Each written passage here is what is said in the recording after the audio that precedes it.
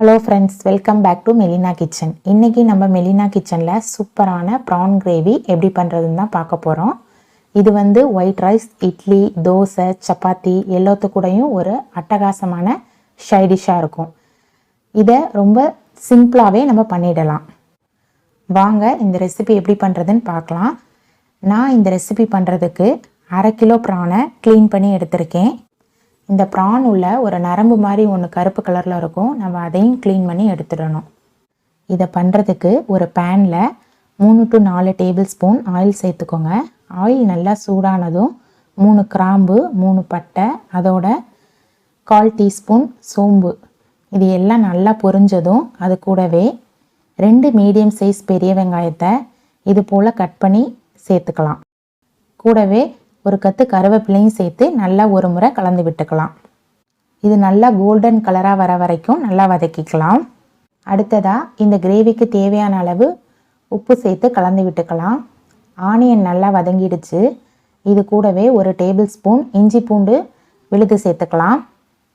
சேர்த்ததுக்கப்புறம் இதோட பச்சை வாசனை போகிற வரைக்கும் நம்ம நல்லா வதக்கிக்கலாம். இப்போ இது கூடவே ஒரு பெரிய தக்காளியை நல்லா மசிச்சு எடுத்து அதையும் சேர்த்துக்கலாம். இதை ஒரு முறை நல்லா கலந்து விட்டு அதோட பச்சை வாசனை போகிற வரைக்கும் வதக்கிக்கலாம். இப்போ இது கூடவே நம்ம ஆல்ரெடி க்ளீன் பண்ணி வச்சுருக்கிற ப்ரானை சேர்த்துக்கோங்க. இதை சேர்த்துட்டு நல்லா ஒரு முறை கலந்து விட்டுக்கோங்க. நெக்ஸ்ட்டு இது கூடவே 1/4 டீஸ்பூன் மஞ்சள்தூள் சேர்த்து நல்லா ஒரு முறை கலந்து விட்டு ஸ்டவ்வை மீடியம் ஃப்ளேமில் வச்சு 1 நிமிஷம் குக் பண்ணிக்கலாம். நான் இப்போதைக்கு தண்ணி எதுவுமே ஆட் பண்ணலை, ஏன்னா ப்ரான் வேகிறப்ப இருக்கிற தண்ணியே நமக்கு போதுமானதாக இருக்கும். இப்போ மூடியை ஓப்பன் பண்ணி பார்க்கலாம். பாருங்கள், ப்ரான் வேகும் போதே வர தண்ணியே நமக்கு குக் பண்ண சரியாக இருக்கும்.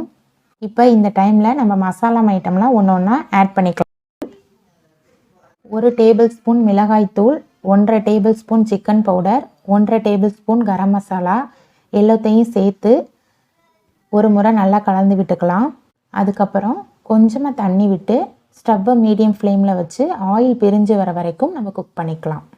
ப்ரானை ரொம்ப டைம் குக் பண்ணக்கூடாது, அப்படி பண்ணால் ரப்பர் மாதிரி போயிடும்.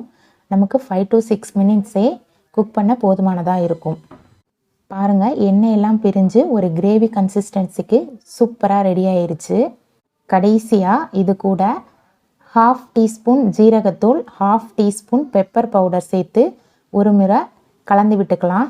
லாஸ்ட்டாக பெப்பர் பவுடரும் ஜீரக பவுடரும் சேர்த்து பண்ணும்போது ரொம்பவே டேஸ்ட்டாக இருக்கும். நீங்களும் உங்கள் வீட்டில் ட்ரை பண்ணி பாருங்கள். இப்போ ஒரு மூடி போட்டு மூடி ஒரு தொக்கு பதம் வர வரைக்கும் குக் பண்ணிக்கலாம். பாருங்கள், ரொம்பவே சூப்பராக ப்ரான் கிரேவி ரெடி ஆயிடுச்சு.